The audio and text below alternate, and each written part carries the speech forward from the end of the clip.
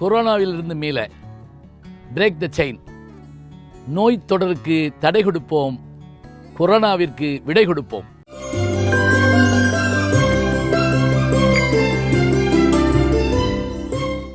வணக்கம். மதுரை மாவட்டத்தில் இதை சுற்றி இருக்கக்கூடிய ஊர்களெல்லாம் பார்த்துக்கிட்டே வந்தோம்னா அபூர்வமான பெயர்களை கொண்ட ஊர்கள் இருக்குது.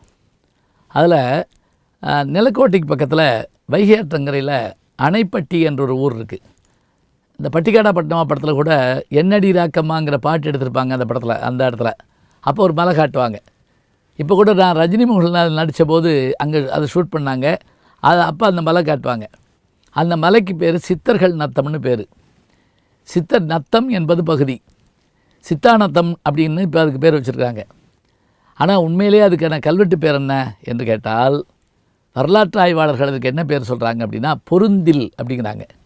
பொருந்தில்னா என்ன அப்படின்னா தரை மலையோடு போய் சேர்கிற இடம் இருக்கு இல்லையா, அதுக்கு பொருந்தில்னு பேராம். இப்போ கடல் மலையோடு போய் சேர்கிற இடத்துக்கு பேர் முட்டம்னு பேர்.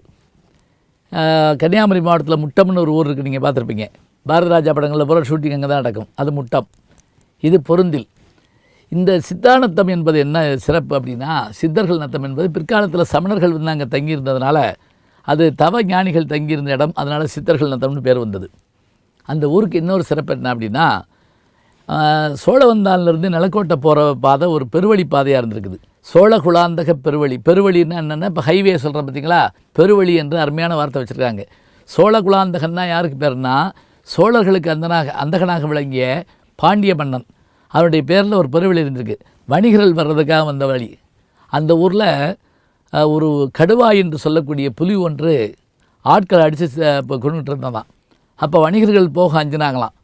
அப்போ அங்கேருந்து அந்த ஊர் காவலாய் பாதுகாத்து வந்த ஒரு வீரன் என்ன பண்ணுறான், அந்த புலியோடு போய் போரிட்டு அந்த புலியை கொன்று அதை ஊருக்குள்ளே இழுத்து வர்றான். அதனால் காயம்பட்டு அவனும் இறந்து போயிடுறான். அப்படி அவன் இறந்து போனதுனால அந்த ஊரே சேர்ந்து அவனுக்கு தானம் கொடுக்குது. அவன் பேரில் ஒரு கல்வெட்டு வைக்குது. நானும் நண்பர் வேதாசலம் அவர்களும் எங்கள் பேராசிரியர் விஜயவேணுகோபால் அவர்களும் அங்கே போயிருக்கோங்க. போய் அந்த கல்வெட்டை தோண்டி எடுத்தோம். ஒரு நாள் முழுக்க ஆச்சு. எங்கள் வைகைக்கரையில் இருந்தது. அந்த ஒரு 20 ஆளை கூட்டிகிட்டு போய் தோண்டி எடுத்தால் 6 அடி உயரத்தில் இருக்குதுங்க. அந்த 7 அடி உயரத்தில் அந்த பட்டாக்கல் மாதிரி இருக்குது. அதில் நின்றபடி அவன் அப்படி கத்தி வச்சுருக்கான். புலி அவனுடைய தோளில் காலை வச்சுருக்குது. புலிக்குத்தி மேடு அப்படின்னு அது சொல்கிறாங்க. அதில் கீழே அந்த கல்வெட்டு அந்த ஊர் அவனுக்கு அந்த பகுதி அவனுக்கு தானமாக கொடுக்கப்பட்டது அந்த குடும்பத்துக்குங்கிறது குலசேகர பாண்டியனுடைய கல்வெட்டு இருந்தது. அந்த கல்வெட்டு அன்றைக்கி டாக்டர் வேதாசலம் அவர்கள் என்ன பண்ணாங்கன்னா அதை பதிவு பண்ணாங்க. இப்போ பொருந்தில் என்ற பெயர் கொண்ட, சித்தர்கள் நத்தம் என்ற பெயர் கொண்ட அந்த ஊருக்கு இத்தனை பெரிய பெயர்கள் இருக்கின்றன. இவையெல்லாம் எங்கே இருக்குது? வைகை கரையோரத்தில் தான் இருக்குது. இன்றைக்கும் கூட நீங்கள் பார்த்தீங்கன்னா அங்கே ஒரு ஆஞ்சநேயர் கோயில் இருக்குது, கணமார் கோயில். பெருவெள்ளம் வந்துச்சுன்னு வைங்களேன், அந்த கோயில் தண்ணிக்குள்ளே போயிடும். அதாவது ஒரு பாறையில் ஆஞ்சநேயருடைய திருவுருவம் இருக்கும்படியே பொறிக்கப்பட்டிருக்கும். பக்கத்தில் ஒரு நல்ல தோப்பு இருக்கும். அதில் ஆடி அமாவாசை அன்றைக்கு பார்த்திங்கன்னா ஒரு 10,000 பேர் இங்கே கூடுவாங்க. தண்ணீர் பெருவெள்ளம் வரும். அந்த தோப்புகளில் உட்காந்து சாப்பிடுவாங்க. ஆஞ்சநேயருக்கு வடமாலா சாத்துவாங்க. சித்தானத்தத்தில் ஏறி போய் பார்த்து வருவாங்க. அங்கு சமணர்கள் வாழ்ந்த குகைகளை பார்ப்பாங்க. இத்தனை அழகான இடம் எதுன்னு கேட்டிங்கன்னா அந்த அணைப்பட்டி என்கின்ற இடம்தான். இது பக்கத்தில் சித்தர்கள் நத்தம் என்ற அந்த பொருந்தில் இருக்கிறது. இது பாரம்பரியமிக்க சோழர்களுடைய அந்தகனாக விளங்கிய பாண்டிய மன்னனுடைய காலத்தில் பெரும்பெயர் பெற்ற ஊராக இருந்திருக்கிறது. அதனால் அதற்கு சோழகுலாந்தக பெருவழி என்ற அந்த பெயரும் வைத்திருக்கிறார்கள்.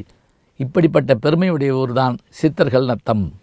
அன்பிற்கினிய யூடியூப் நேயர்களே, நீங்கள் என்னோடு இன்னும் நெருக்கமாக தொடர்ந்து வர வேண்டும் என்று சொன்னால் இன்ஸ்டாகிராம், ட்விட்டர் போன்ற பதிவுகள்லையும் என்னை நீங்கள் தொடருங்க. பின்தொடர்ந்து வாருங்கள். நாம் எல்லோரும் முன்தொடர்ந்து செல்வோம்.